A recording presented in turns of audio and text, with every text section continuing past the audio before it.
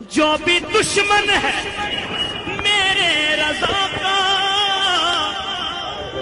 چل رہا ہے ہمیشہ چلے گا. یہ مسلک اعلیٰ حسرت کا نعرہ، مسلک اعلیٰ حسرت کا نعرہ لگ رہا ہے ہمیشہ لگے گا. السلام علیکم ورحمۃ اللہ وبرکاتہ. الحمد للہ نحمده ونستعینه ونستغفره ونؤمن به ونتوکل علیہ ونعوذ باللہ من شرور انفسنا ومن سیئات اعمالنا من يهده الله فلا مضل له ومن يضلله فلا هادي له ونشهد أن لا إله إلا الله وحده لا شريك له ونشهد أن سيدنا محمدا عبده ورسوله أما بعد فأعوذ بالله من الشيطان الرجيم بسم الله الرحمن الرحيم. يا أيها الذين آمنوا لا تتخذوا بطانة من دونكم لا يألونكم خبالا ودوا ما عنتم. وقال الله تبارك وتعالى في القرآن المجيد يا أيها الذين آمنوا اتقوا الله حق تقاته ولا تموتن إلا وأنتم مسلمون. صدق الله العلي العظيم وبلغنا رسوله النبي الأمين المتين الكريم.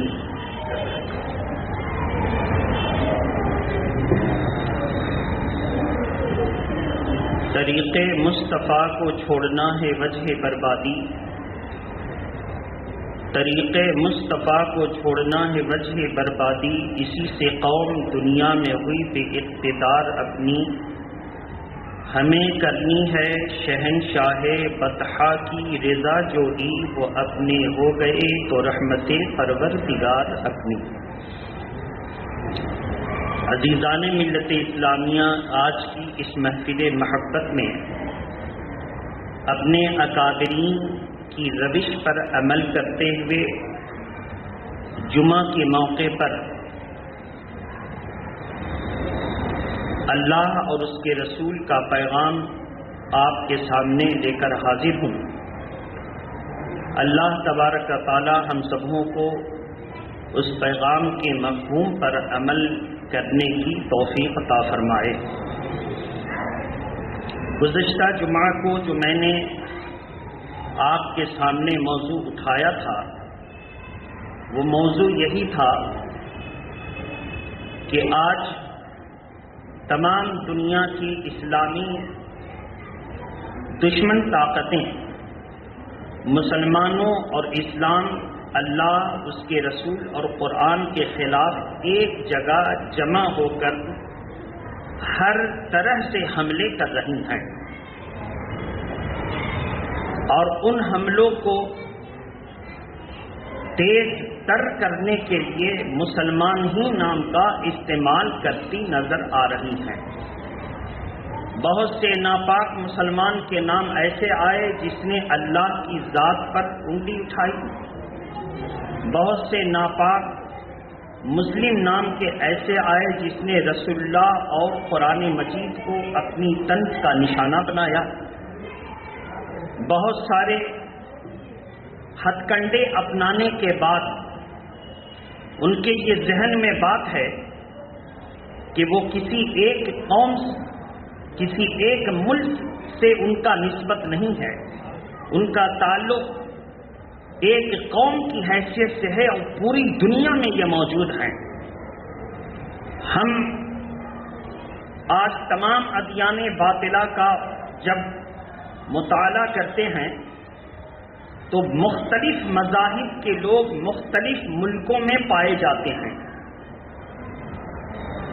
آج بتوں کی پوجا کرنے والے ہندوستان میں نظر آئیں گے تو عربستان میں نظر نہیں آئیں گے. آج آگ کی پرستش کرنے والے ایران میں نظر آئیں گے تو افغانستان میں نظر نہیں آئیں گے. آج 3 خداؤں کا دعویٰ کرنے والے برطانیہ اور امریکہ میں نظر آئیں گے، عراق میں نظر نہیں آئیں گے.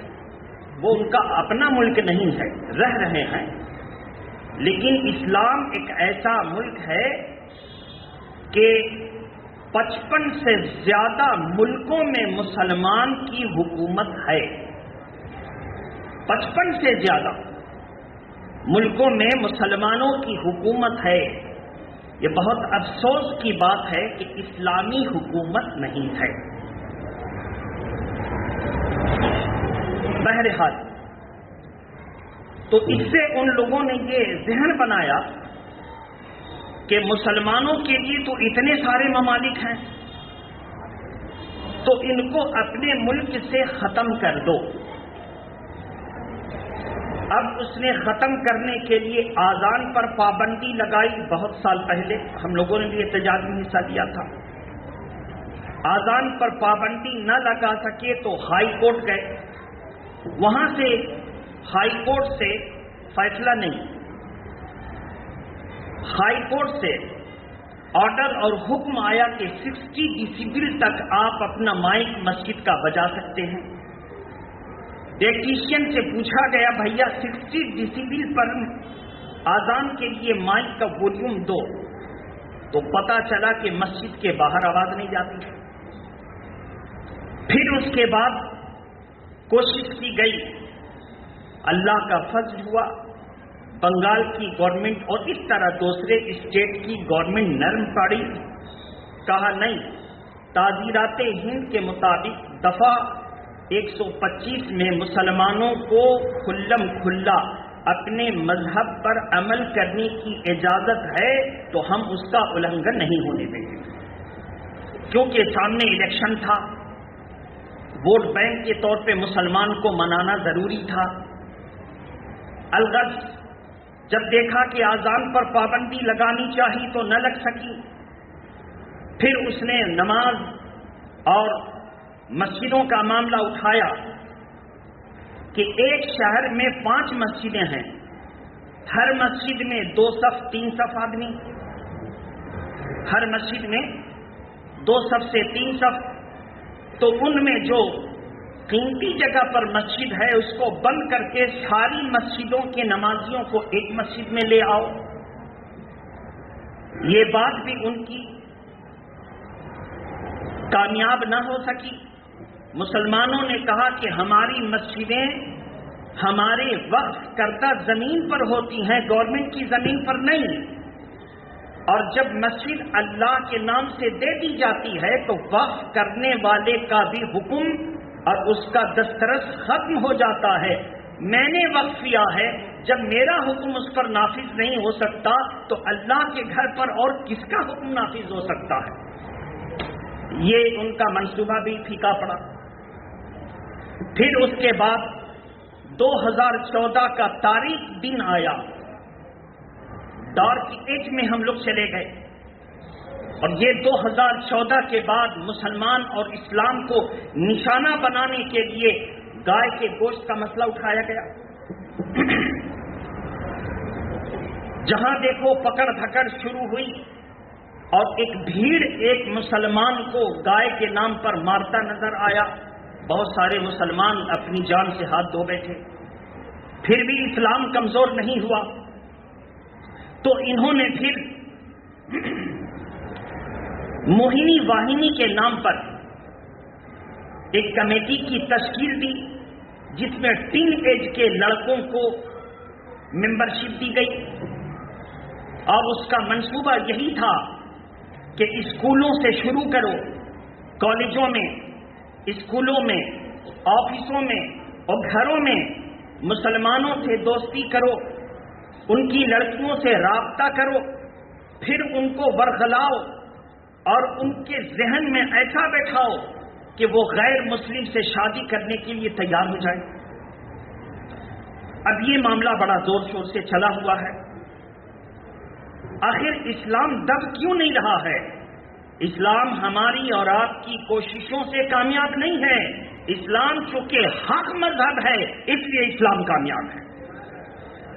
اگر ہم لوگ اپنی اپنی کوششوں پر نظر ڈالیں تو ہم نے اسلام کے لیے بھلائی کا کوئی کام نہیں کیا ہے. یہ اسلام حق ہے اس لیے اسلام قیامت تک رہے گا.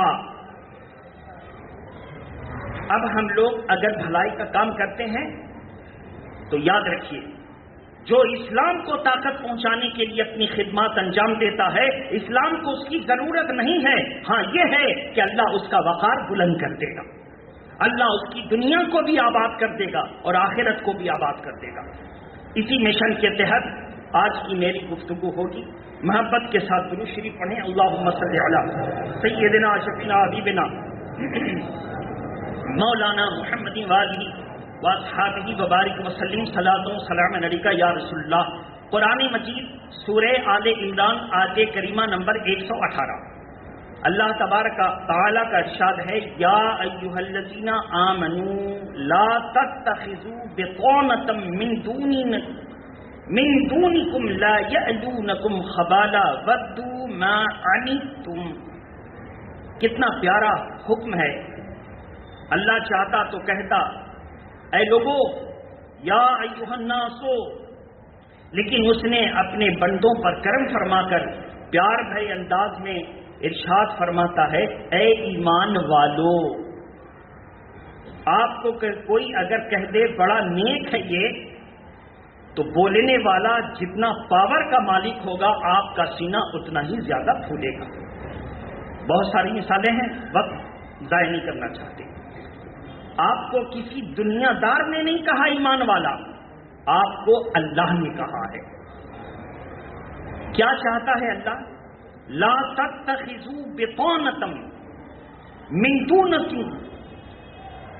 من دونکم سے یہ ہے کہ اے ایمان والو مسلمانوں کو چھوڑ کر غیر مسلموں میں، چاہے وہ یہودی ہوں، چاہے وہ نصارہ ہوں، چاہے مجوسی ہوں، چاہے غیر مسلم کے کوئی بھی گروپ میں ہوں، اے ایمان والو مسلمانوں کو چھوڑ کر غیروں کو اپنا رازدار نہ بناؤ، کیونکہ تم ان کو اپنا رازدار بناتے ہو یہ تمہیں نقصان پہنچانے میں کوئی کمی نہ چھوڑیں گے.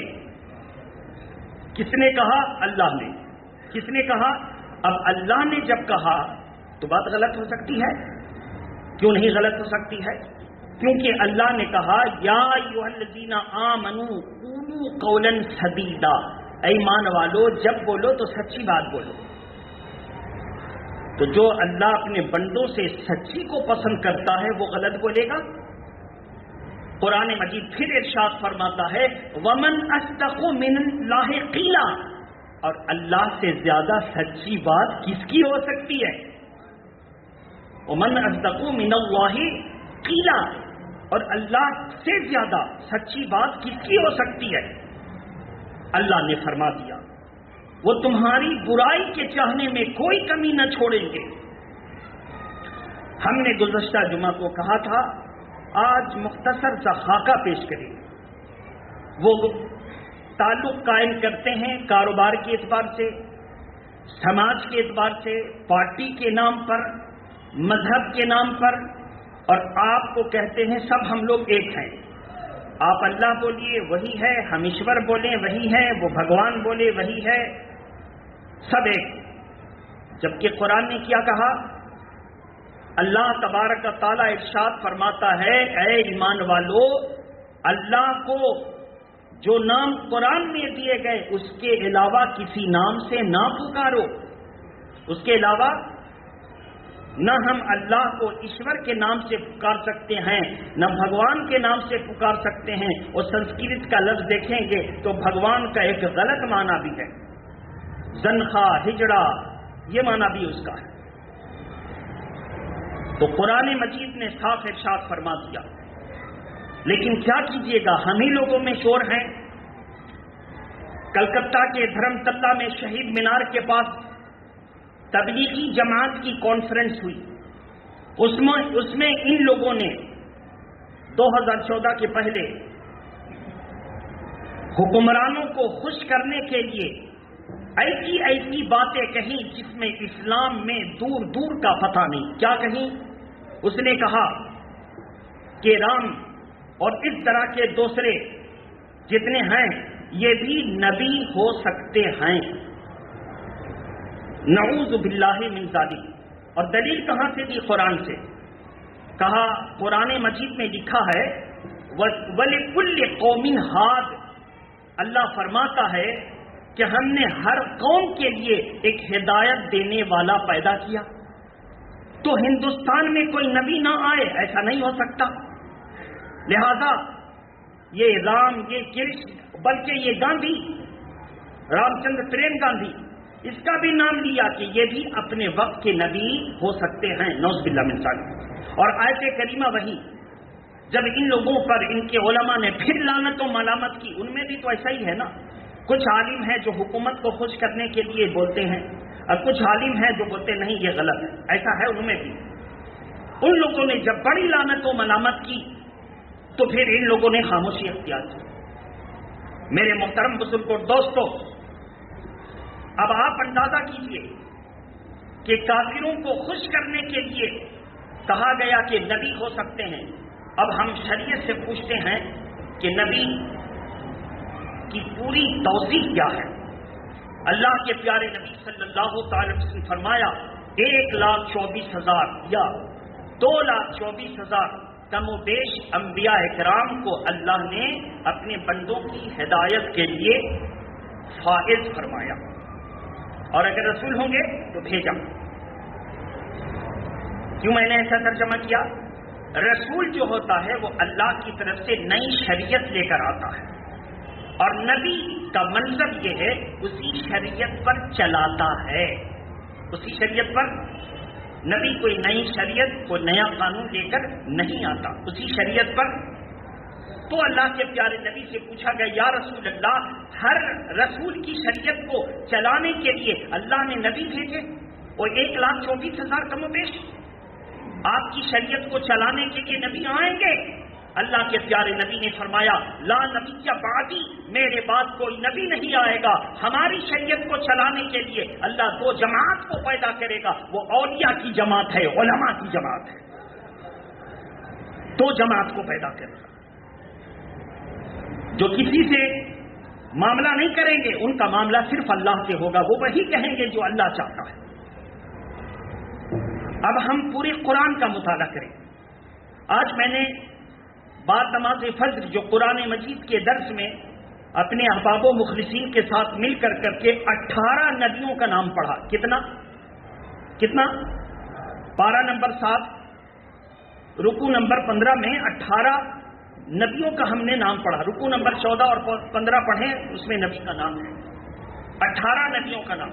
پورا قرآن جب پڑھیں گے تو آپ کو 26 نبی کا نام نظر آئے گا. کتنے؟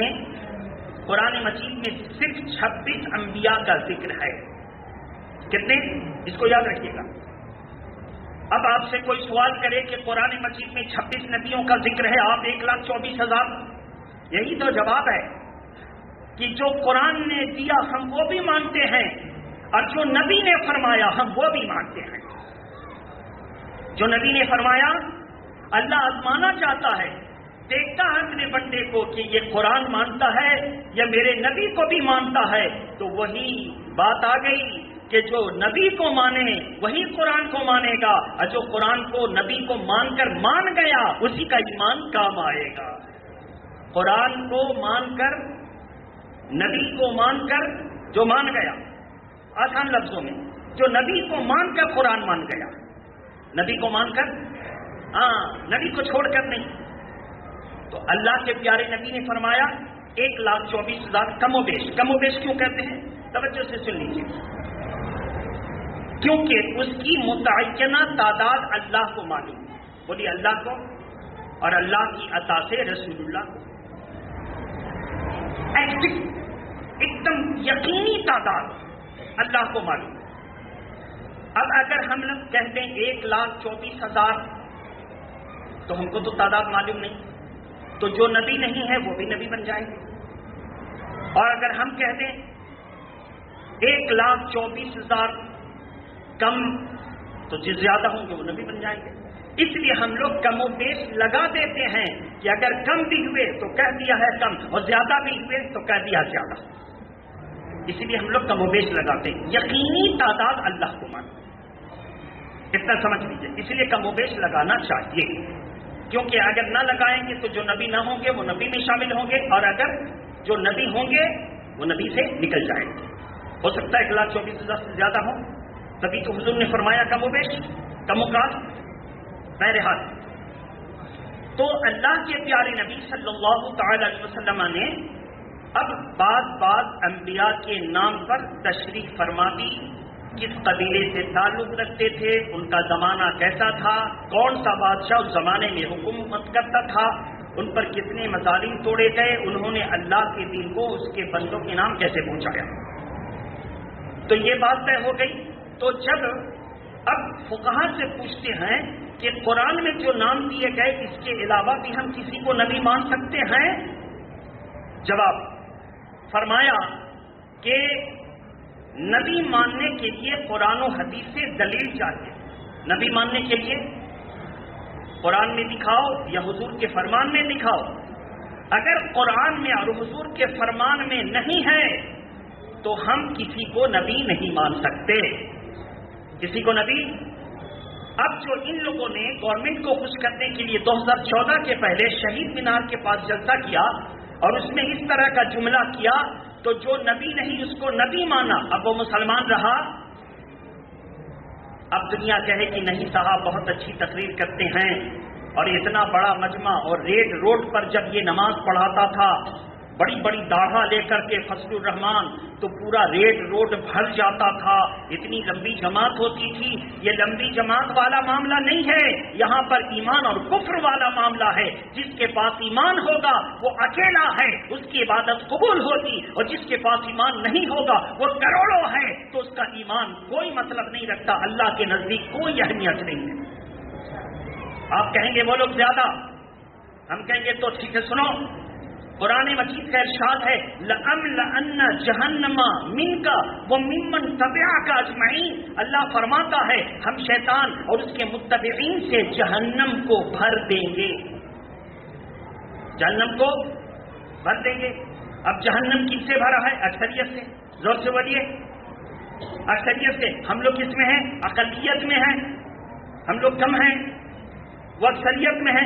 اکثریت جہنم میں جائے گی اور اقلیت جنت میں. اور پھر جہنم کیا کہے گی وہ سنیے. اللہ تبارک و تعالیٰ ارشاد فرماتا ہے میرے محبوب کہہ دیجئے کہ جہنم کا پیغام کیا؟ جہنم بھر جائے گی، اس کے بعد بھی جہنم کہے گی حل من مزید، حل من مزید. تو اللہ تبارک و تعالیٰ کا فرمان قرآن میں آ گیا کہ جہنم کا یہی پیغام ہوگا مولا اور بھیج دے، اور زیادہ دے، اور زیادہ دے. بھرنے کے باوجود بھی جہنم مانگے گی، اس کا کوٹا پورا ہونا ہے نا.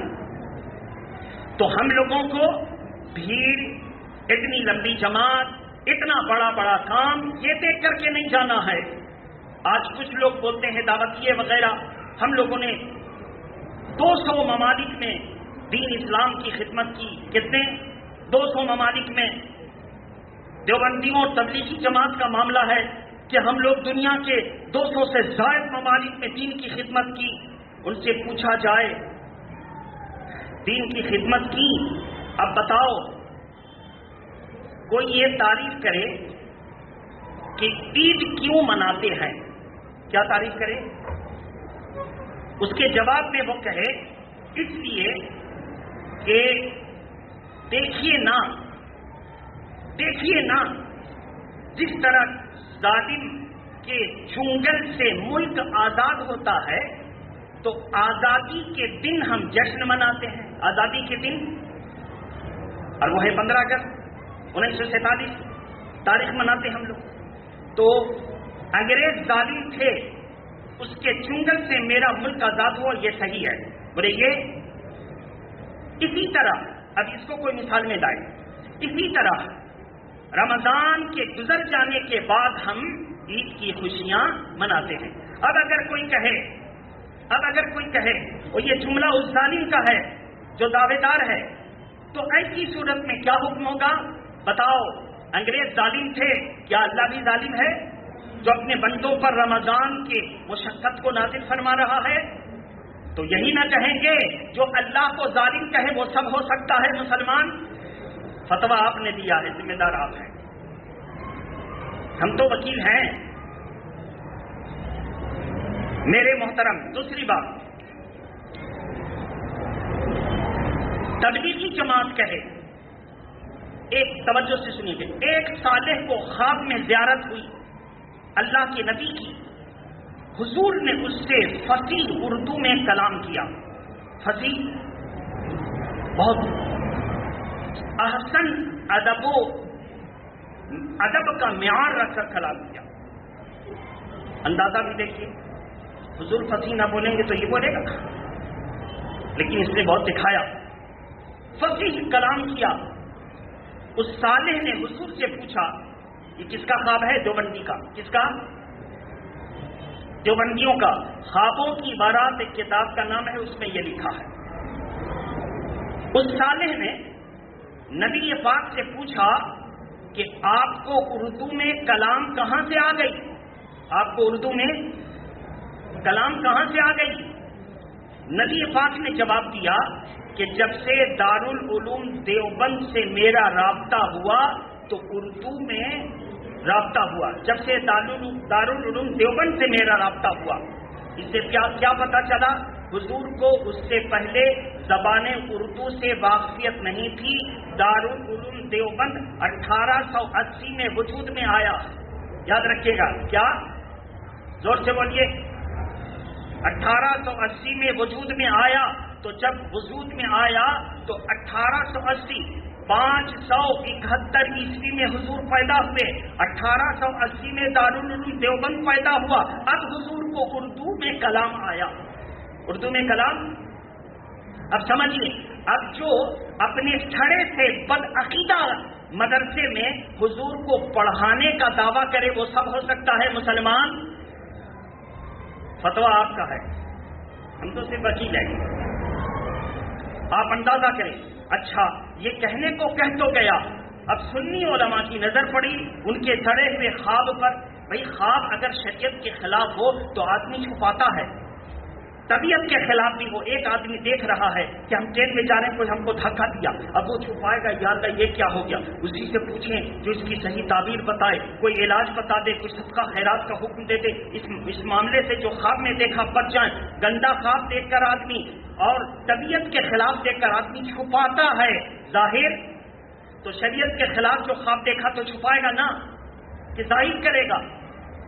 لیکن ظاہر کیا، کیوں ظاہر کیا؟ جب اللہ کسی کو ذلیل کرنا چاہتا ہے تو ایسے ہی توفیق دے دیتا ہے۔ اچھا، اب علماء کی نظر پڑی، قاری ظالم یہ کیا کہہ دیا؟ اب دیکھیے، اللہ کے پیارے نبی کی شان کے خلاف اس نے خواب دیکھا تھا تو ٹھوکر حضور نے کھلا دی۔ کیا ہے ٹھوکر؟ وہ دیکھیے، اس نے کیا سوال کیا تھا؟ ایک صالح کو خواب میں نبی کی زیارت ہوئی تو حضور نے اس سے اردو میں کلام کیا، تو صالح دیوبندی اس نے پوچھا حضور آپ کو اردو میں کلام کیسے آ گئی؟ کلام کیا ہے؟ مذکر۔ کلام کیا ہے؟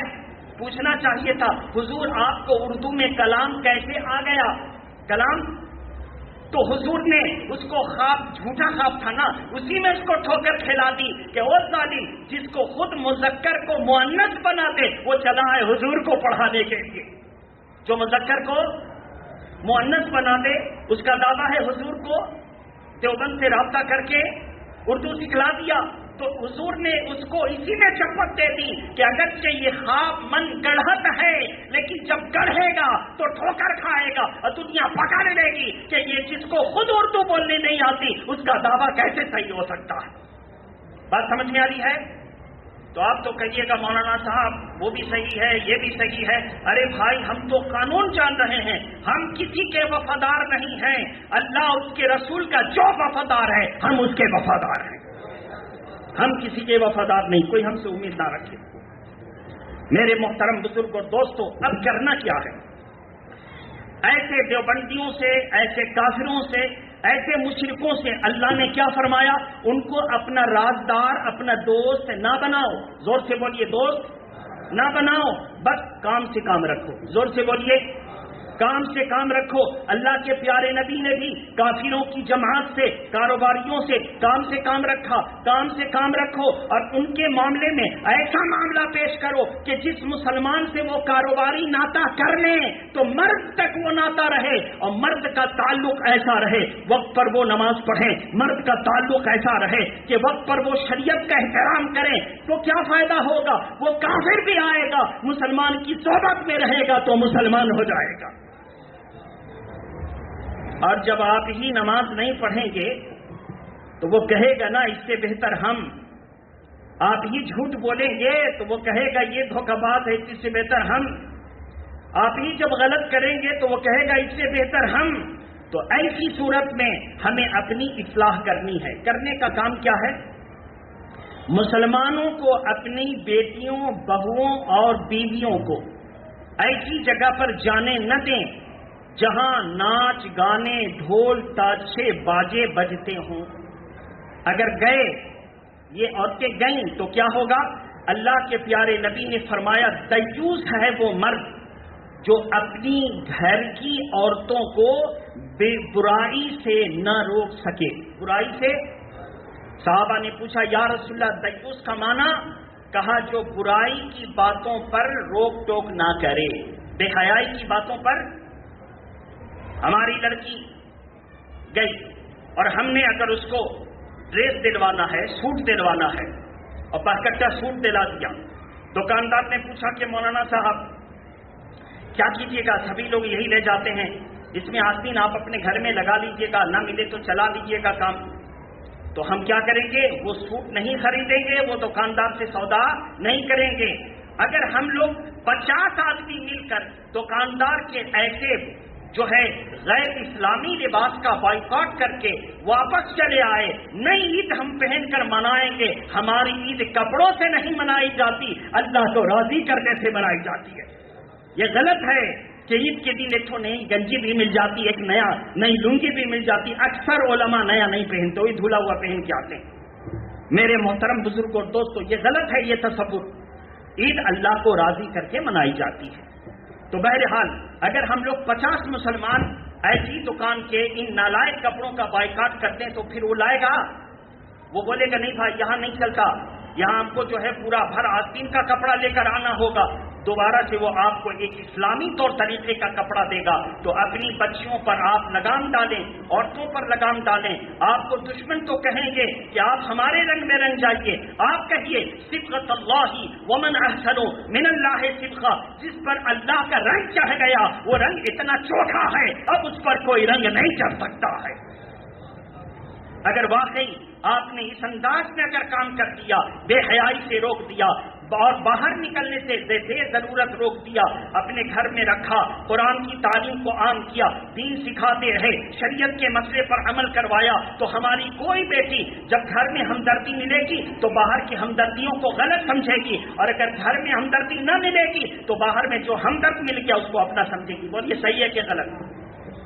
اگر گھر میں کوئی ہمدرد نہ ملے گا تو باہر کی جھوٹی ہمدردی پر بھروسہ کر لے گی نا. آپ سوچیں، اس پر تبصرہ کریں. میرے پاس وقت نہیں، ورنہ ہم رپورٹ دیتے کہ کتنی مسلم لڑکیوں نے غیر مسلموں کے ساتھ کورٹ میں درخواستیں دی ہیں کہ ہم غیر مسلم سے شادی کرنا چاہتے ہیں.